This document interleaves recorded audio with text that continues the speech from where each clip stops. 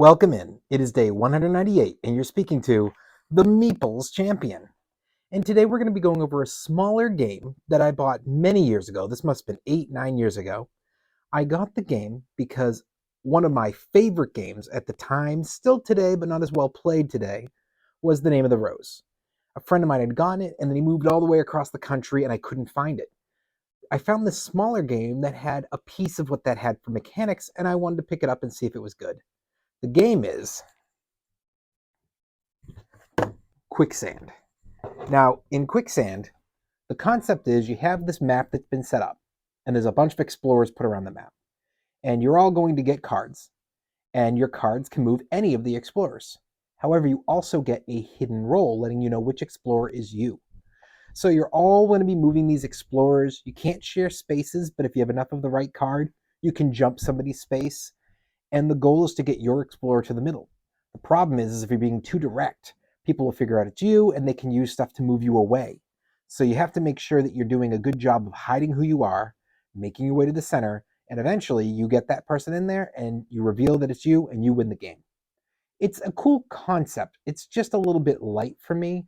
Name of the Rose is a pretty heavy game for this, and for this game it was just too fast and I didn't have the same enjoyment factor.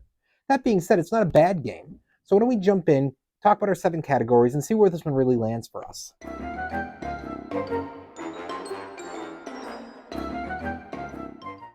When it comes to the art, part of the reason I got this was, of course, because of having that feature, looking up and seeing it had the hidden roll and hidden movement. But the other part was I didn't mind this cover.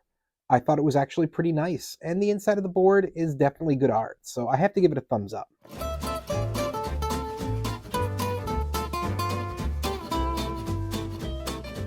The components are you have primarily cards, and then this board, which unlike most boards which usually unfold, this one's actually more like a puzzle. It's just 2 pieces and it just puzzle pieces together, but it's unique the way they made it. And I think that they definitely, when it comes to the components, have really nice wooden pieces for everybody to move around with. I think it's good components. Thumbs up. That price. Now, I got this in a store pretty cheap. I think it was around $20, but it's not an extremely popular game, and it's older. It's a much older game. This might have actually been older than The Name of the Rose. I wouldn't be shocked if they got part of their mechanics from this game, but it's just not out there anymore. So even though I don't think it would be very pricey, I also don't think it's going to be very available, so I have to give it a thumbs down. Your difficulty, it's all up to you. I don't think this is too easy. I just think for the kind of mechanic I was looking for, it's the easiest I've ever seen.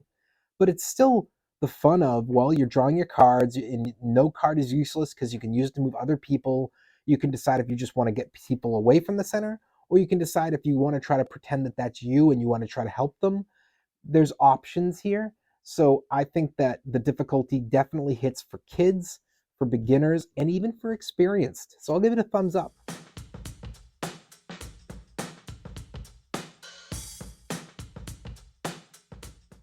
Replayability. The game's fast. So you're definitely going to get to play this on a Saturday afternoon, a Sunday afternoon with like your kids or your friends or your parents at the house a bunch of times. You may not pull this out weekly, but when you do, you're going to get a lot of plays. So I'll give it a thumbs up there.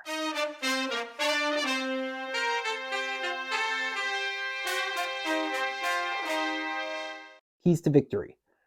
You only have the objective of getting your person to the center. However, the keys to victory are about how are you going to do that? Are you going to do that by tricking people and having nobody have a clue who you are? Are you going to be straightforward and just move your person nonstop? Are you going to be moving people constantly away? You could do a good job of laying the foundation that a character is definitely not you, and then somebody else realizes like, oh wow, nobody's using this one. I'll just move them, make them think it's me, and the next thing they know, they get it to the center. You reveal it's you, and you win. There are ways to win this. They've got it. Thumbs up.